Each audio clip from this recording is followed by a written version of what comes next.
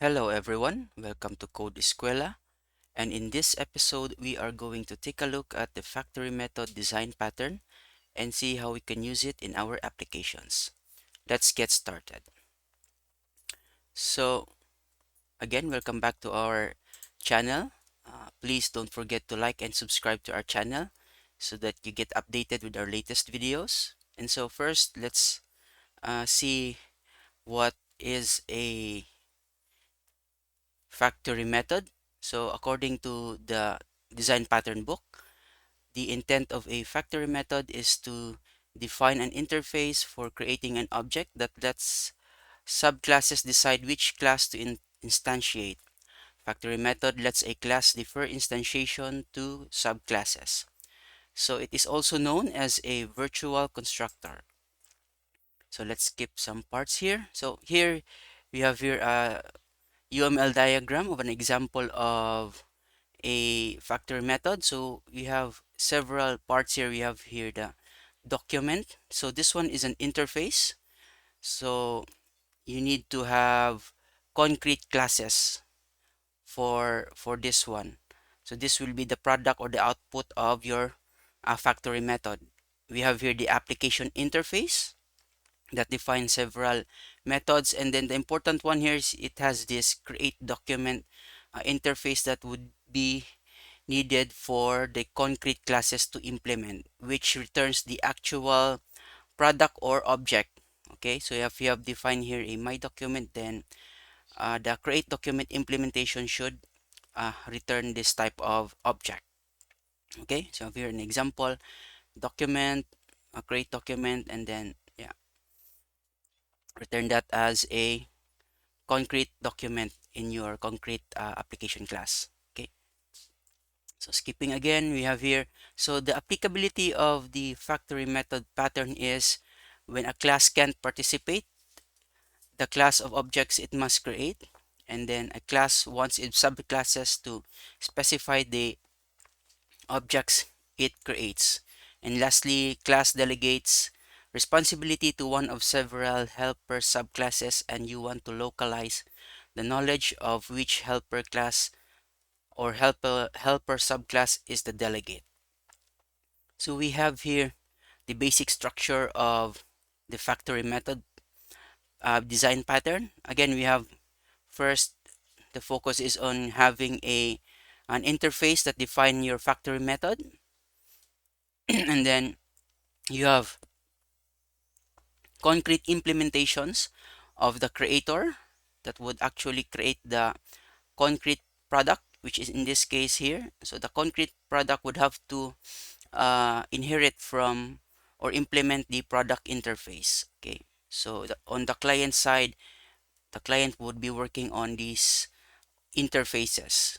Okay, you have participants, the product, again the resulting object, and then the concrete product or the uh, implementation of the product interfaces, and then the creator and the creator uh, concrete creator implementation. Okay, so let's take a look at this one in code.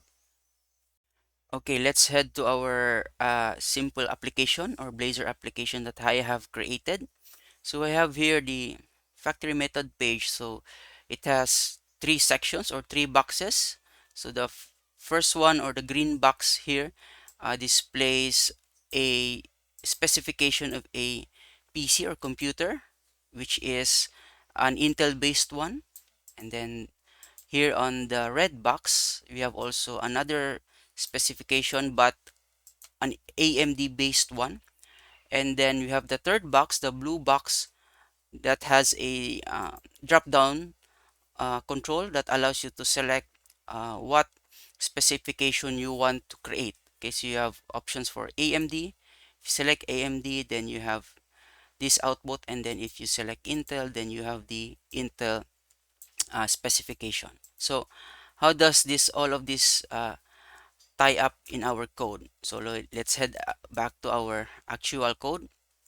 So based on the uh, UML class diagram of the factory method, so we have to define interfaces first one would be the factory method interface, and then the uh, product interface, okay, or the output object.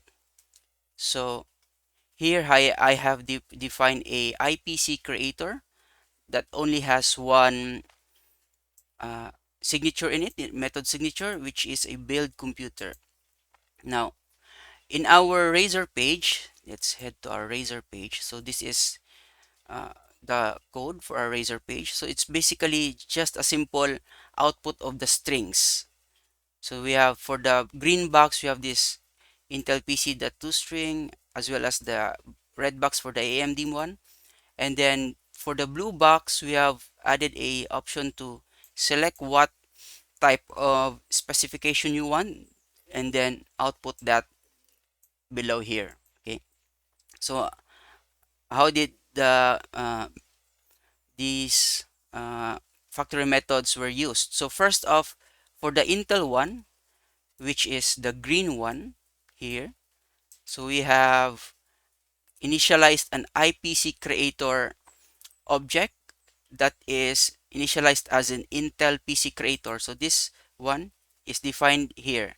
So we have inherited from or implemented the IPC creator interface, and then the actual method itself is this one.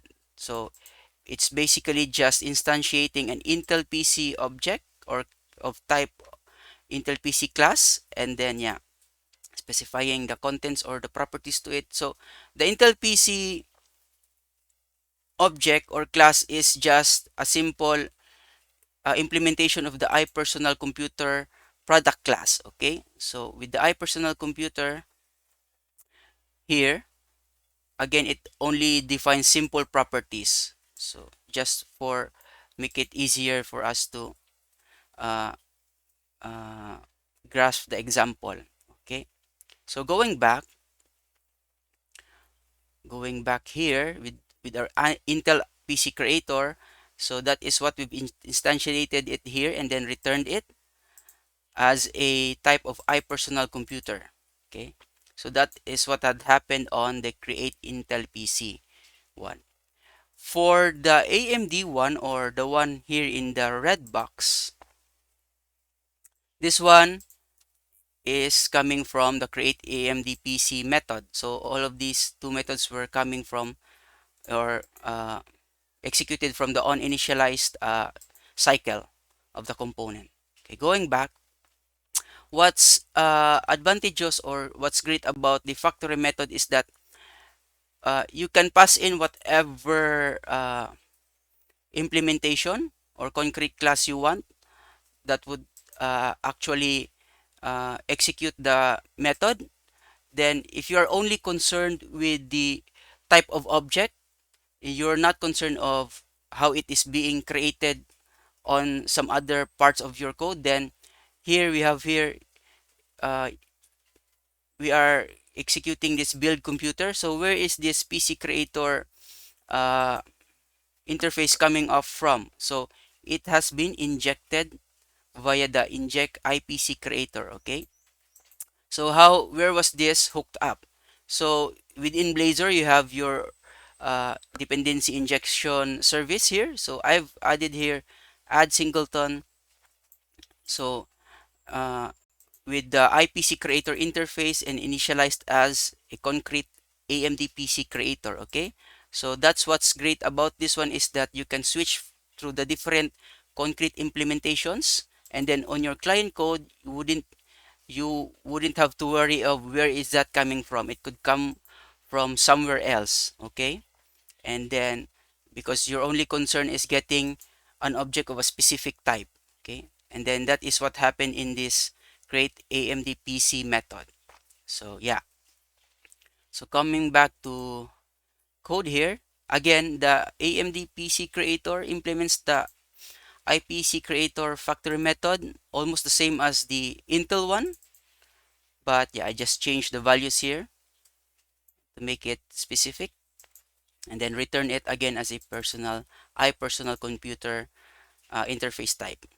Okay, so that's for the create AMD PC1. Now, the third example here, the blue box, is that you have or you can allow selection. So this one is a bit more dynamic. So whatever selection you choose, then it would uh, create the specification. If you have choose empty, then yeah, it would return nothing. Okay, so let's look at how this was done. So the select control, I have attached an event here on change event, and then it would execute this method create PC by type. So with create PC by type, uh, I've created another creator class or creator concrete class, which is this awesome PC creator. So let's check out this class. So it comes from this my IPC creator interface. Again, it's almost the same as the PC creator. So it's just another definition for our factory method with the same uh, method name. But the difference is that now it accepts a parameter. So now whenever you call this method, it would allow you to select or choose or pass the parameter type or the type of object you want returned. So in this case, it's a simple enum type. Here I have specified PC types, Intel and AMD. Now, with the actual implementation right here via the awesome PC creator, so you pass in the PC type and then you do a simple switch. So for the case of AMD, then you just return a new AMD PC object. For the case of the Intel, then you return an Intel PC type. Okay, and then basically that's it. So you can have as many types here depending on your logic.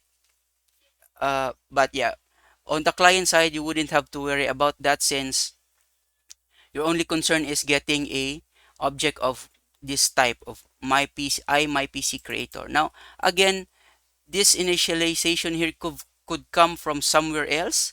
You can have it coming from your dependency injector. So yeah, in this case, you can also have it like here, inject it here, then you have to set up first here in your DI system, wherever DI system you have. But in this case, for Blazor, you can just add this line of code. So replace the my PC creator and then the concrete implementation. And so yeah, that would now allow you to hook up whatever concrete uh, classes. So the definition of or part of the definition that differs delegation of the creation of the objects to the actual classes. So yeah, you don't have to, if this would come from somewhere else, then yeah, you wouldn't have to worry about that since you're only concerned with the final object that you want. Okay, so you have my PC here.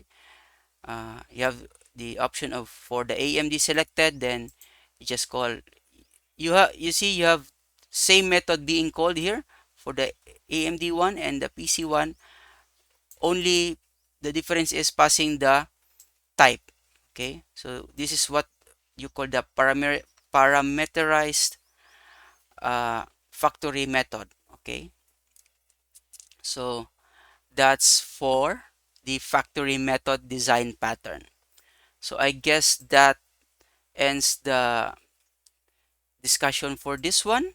So please, uh, if you had the chance, don't forget to like and subscribe to this video and to our channel. And yeah, I'll see you again next time in our next episode. Thank you and have a great day, everyone.